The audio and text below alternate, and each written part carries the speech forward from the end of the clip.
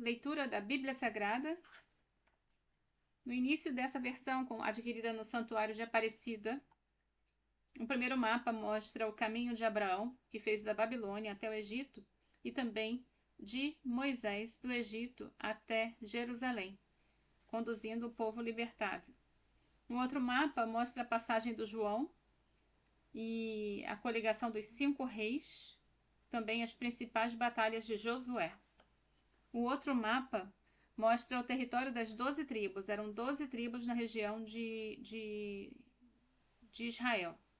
Gaza, onde viviam os filisteus, Judá, onde fica Israel hoje, e as outras tribos chamadas Simeão, Moabe, Ruben, também próximo ao Mar Morto, Benjamim, Efraim, Dan, Manassés Oeste, Gad, Manassés Este, que me parece que é a região do Cisjordânia hoje, Issacar, Zabulon, Aser e Neftali. Então vamos lá. Introdução. A Igreja tem seu livro. O livro, por excelência, o mais difundido e estudado, traduzido em 1.800 línguas, impresso em milhões de exemplares e lido em todo o mundo. Uma espécie de best-seller permanente da humanidade. A Bíblia, livro de Deus. Por meio dele, Deus instrui as gerações que se sucedem na terra. Ele os ilumina e alegra com sua luz. É o livro inspirado que tem Deus como autor principal. Por isso, ensina com certeza, fielmente e sem erro a verdade de Deus, que Deus, em vista da nossa salvação, quis fosse consignada nas Sagradas Escrituras. Nossa fé nos diz, porém, que a Bíblia é palavra de Deus em linguagem humana. Foi escrita por pessoas como nós, das quais o Espírito Santo fez seus instrumentos vivos e racionais, que não receberam simplesmente um ditado para copiar, mas trabalharam livremente com seus próprios talentos, deixando nos escritos a marca da sua pessoa, do seu tempo e da sua cultura. Daí a grande variedade das obras que compõem a Bíblia em seus estilos literários. É como se Deus fosse um músico a tocar os mais diversos instrumentos, cada qual produzindo seu timbre específico. A palavra Bíblia vem de seu substantivo plural do grego, que significa livros. Com efeito, não é apenas um livro, mas uma biblioteca inteira, um conjunto de livros escritos no espaço de 10 séculos e em diversos ambientes, adotando por isso os mais variados modos de falar, que chamamos de gêneros literários. São narrativas, poesias, oráculos proféticos, cânticos de amor, códigos de leis, coleções de provérbios, apocalipses, genealogias, discursos, salmos, evangelhos e cartas, em que se refletem toda a riqueza dos seus matizes, a sabedoria divina e a psicologia humana. Com tamanha variedade, o que faz a Bíblia dele um conjunto harmonioso é seu único autor, Deus, que fala em todas as suas páginas, e seu tema principal é a história da salvação. A Bíblia é uma história de amor de Deus pela humanidade, a aventura do nosso povo escolhido, com todas as suas qualidades e defeitos, com suas alegrias e tristezas e sua trajetória de quase 2000 anos. Como se devia preparar a chegada do Salvador. É o Salvador que falam todas as Escrituras. Lucas 24 a 27. Todas nele se realizam. Por isso, ignorar as Escrituras é ignorar a Jesus Cristo, como dizia São Jerônimo. As duas grandes partes da Bíblia são o Antigo Testamento, que contém os 46 livros do tempo anterior a Cristo, e o Novo Testamento, formado pelos 27 livros que falam de Cristo. Nessas expressões, a palavra testamento significa propriamente aliança. A antiga versão mosaica e o Novo Testamento, com Cristo. A Bíblia foi redigida entre 3 línguas, os livros mais antigos em hebraico, mais ou menos 3/4 do total, o mais recente em grego, 1/4 aproximadamente, e poucas páginas em aramaico. O hebraico, a língua do povo eleito, era a língua sagrada por excelência. O aramaico, língua diplomática e bastante próxima do hebraico, estava em uso na comunidade judaica desde o retorno do exílio babilônico até o tempo de Jesus. O grego passou a ser conhecido e falado na Palestina a partir de Alexandre Magno e seus sucessores. Em todas as edições, os livros bíblicos aparecem divididos em capítulos, e cada capítulo em versículos. A divisão em capítulos data do ano de 1212 e foi feita na Universidade de Paris pelo professor mais tarde cardeal Estevão Langdon, no século XVI. Os capítulos foram divididos em versículos por Sant Paganini, que numerou o Antigo Testamento em 1528, e Roberto Estevão, em 1550, numerou o Novo Testamento. A Bíblia, livro da fé, foi escrita na Igreja e para a Igreja, comunidade de fé, e a ela Deus confiou os livros santos, dando-lhes 3 obrigações: fixar o catálogo oficial dos livros, chamado Cânon, divulgar os livros bíblicos, conservando-os em sua integridade, e orientar os fiéis em sua reta interpretação. A Bíblia só é lida com verdadeiro proveito num contexto de fé e oração. O cristão lê a Bíblia como um livro de espiritualidade, vendo nela um lugar de encontro com Deus. Dela escreveu São Paulo, seu colaborador Timóteo. Toda a escritura é inspirada por Deus e é útil para ensinar, convencer, corrigir e educar para a justiça, para que o homem de Deus seja perfeito, equipado para toda boa obra. 2 Timóteo 3,16. A introdução ao Antigo Testamento. A primeira parte da Bíblia, o Antigo Testamento, reúne os livros sagrados do período anterior a Jesus Cristo. Os hebreus os agrupavam em 3 categorias: lei, profetas e escritos. A lei é o conjunto dos 5 livros atribuídos a Moisés, ou seja, o Pentateuco. A parte chamada profetas inclui os profetas anteriores, que nós situamos em seus livros históricos, de Josué até o 2º Reis. E os profetas posteriores, que são os profetas propriamente ditos. Os escritos, os agiógrafos, compreendem o restante dos livros hebraicos. Os cristãos adotam a divisão em 3 classes de livros: históricos, sapienciais ou poéticos didáticos e proféticos.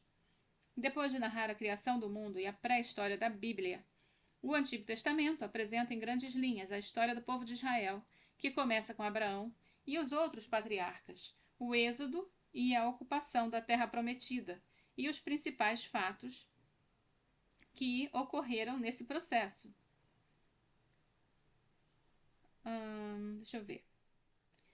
No tempo dos juízes, nos reis e após o retorno do exílio. No livro dos Salmos, toda essa história se transforma em oração. Na voz dos profetas ressoam as advertências de Deus que guia seu povo, e pelo ensinamento dos sábios, Israel aprende a buscar a verdadeira felicidade e a sabedoria que está no temor de Deus e na observância da sua lei.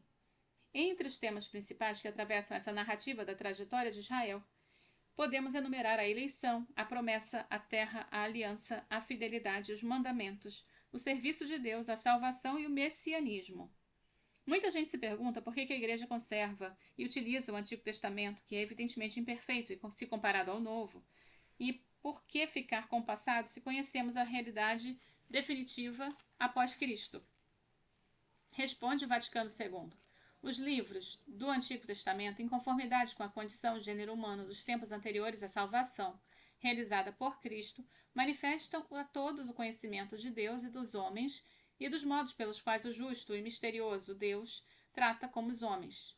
Esses livros, embora contenham também coisas imperfeitas e transitórias, manifestam contudo a verdadeira pedagogia divina. Por isso devem ser recebidos devotamente pelos cristãos, esses livros que exprimem um vivo senso de Deus e contêm sublimes ensinamentos acerca de Deus e sua salutar sabedoria concernente à vida do homem e admiráveis tesouros de preces, nos quais, enfim, está latente o mistério da nossa salvação. O Antigo Testamento nos convida a entender a pedagogia divina, que não revela tudo de uma vez, mas se adapta à capacidade de compreensão do seu povo em várias questões, como a responsabilidade individual, a vida futura, o universalismo, a fraternidade. Observa-se um nítido progresso, já dentro do próprio Antigo Testamento, e de um testamento ao outro, o passo é muito maior. São Paulo diz que a lei era o pedagogo que nos conduzia a Cristo, entendendo por pedagogo aquele escravo de confiança que levava o jovem até seu mestre. O Antigo Testamento é a raiz, o fundamento, os alicerces do Novo Testamento. Uma obra com o Apocalipse de João, a raiz, por exemplo, tecida de inúmeras reminiscências bíblicas, fica bastante obscura para quem não conhece o Êxodo e as profecias de Ezequiel, Daniel e Zacarias, portanto, o vínculo entre os dois. O Antigo Testamento foi o único texto sagrado para Jesus e a Igreja primitiva. Então os apóstolos encontraram nele o ponto de partida para anunciar o Cristo. Nele descobriram prefigurações e anúncios de que se cumpririam no Messias Jesus. Para favor dele recorreram aos personagens Adão, Moisés, Davi, o servo sofredor, o Emanuel e o Filho do Homem. Muitos fatos da história antiga, como o dilúvio, o êxodo com vários dos seus episódios, foram interpretados como símbolos da realidade do novo tempo. Jesus mesmo afirmou que não veio abolir a lei e os profetas, mas dar-lhes cumprimento. Mateus 5,17. A primeira e mais célebre tradução do Antigo Testamento foi a tradução grega, dos 70, feita no Egito, para as comunidades judaicas da diáspora, nas primeiras décadas do século III a.C. Essa foi a Bíblia para os apóstolos usaram quando pregaram o Evangelho no mundo mediterrâneo, onde o grego era a língua universal. Essa Bíblia contém todos os 39 livros sagrados de Hebreus e mais 7, escritos nos últimos séculos antes de Cristo, e não aceitos pelos hebreus, por acreditarem que, com Esdras, século 5 a.C., a inspiração profética havia terminado. A Igreja Católica reconhece, pois, no Antigo Testamento 46 livros inspirados, ao passo que a Igreja Protestante, que segue a opinião dos hebreus, aceita apenas 39.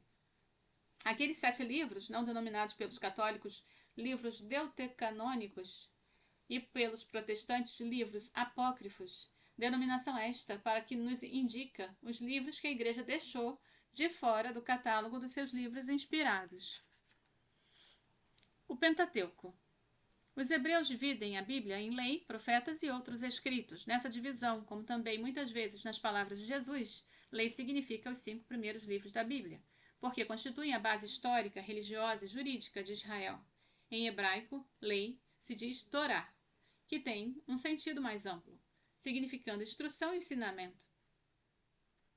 A esse conjunto damos o nome de Pentateuco, expressão grega que surgiu no século I, entre os hebreus de Alexandria, que significa 5 livros, ou melhor, 5 rolos, pois os livros antigos tinham a forma de rolos. Trata-se do Gênesis, Êxodo, Levítico, Números e Deuteronômio. A história que contam começa com a criação do mundo e termina com a morte de Moisés. Com exceção do primeiro livro, toda a obra tem como protagonista Moisés. Dele se narram a prodigiosa salvação das águas, a educação do cofre do faraó, a vocação e a missão de exigir do faraó a liberdade do povo, a função do instrumento nas mãos de Deus para realizar seus prodígios, para guiar o povo na caminhada do deserto e para conceder ao povo a lei e a aliança. Além de protagonista, Moisés teria sido também o autor desses livros?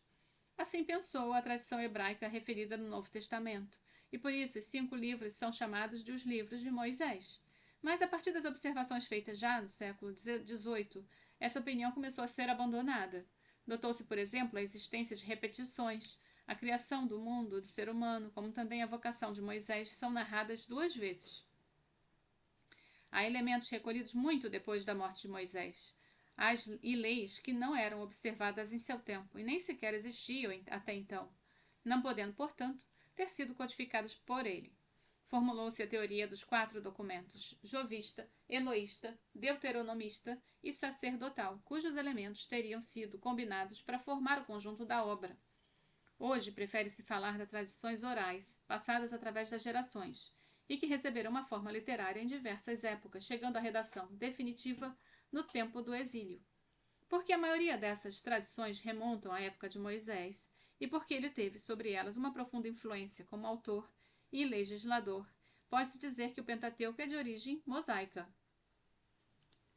Descobriram-se também paralelos interessantes com textos extrabíblicos, por exemplo, como a história do dilúvio de Moisés salvo nas águas.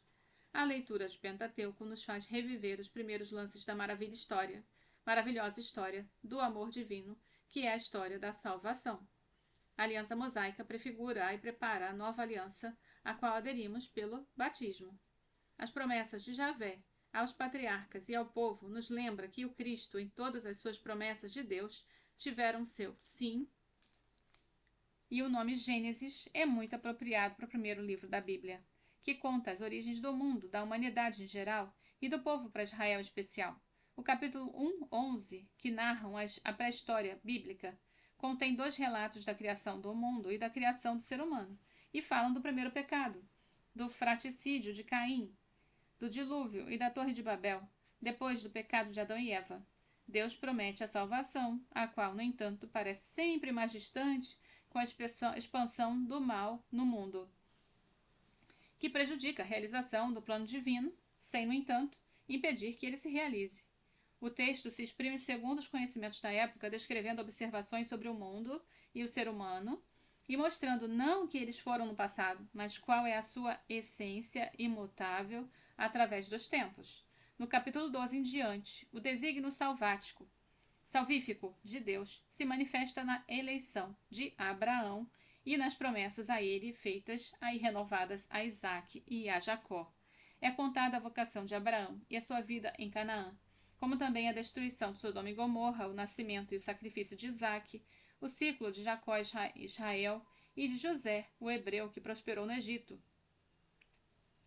A migração de Abraão até Canaã deve ter ocorrido pelo ano de 1850 a.C. Ao serem transmitidas através das gerações, os relatos sobre os patriarcas foram revistos e ampliados, não sendo possível reconstruir os fatos conforme ocorreram. Alguns documentos extrabíblicos dessa época mostram que esses relatos concordam com os costumes do Oriente Antigo. Gênesis é o livro das promessas, que quase sempre tardam a se cumprir, pondo à prova a fé dos patriarcas e de seus familiares. Ler o livro de Gênesis é penetrar nas raízes das verdades fundamentais da nossa fé, tais como a existência de um Deus único, onipotente, criador, o Senhor do universo, a grandeza e a miséria do ser humano, a dignidade do amor humano e a da família, a salvação que só Deus pode conceder e que chega à humanidade por meio dos instrumentos que ele elege entre os próprios seres humanos. A próxima leitura segue com a origem da humanidade.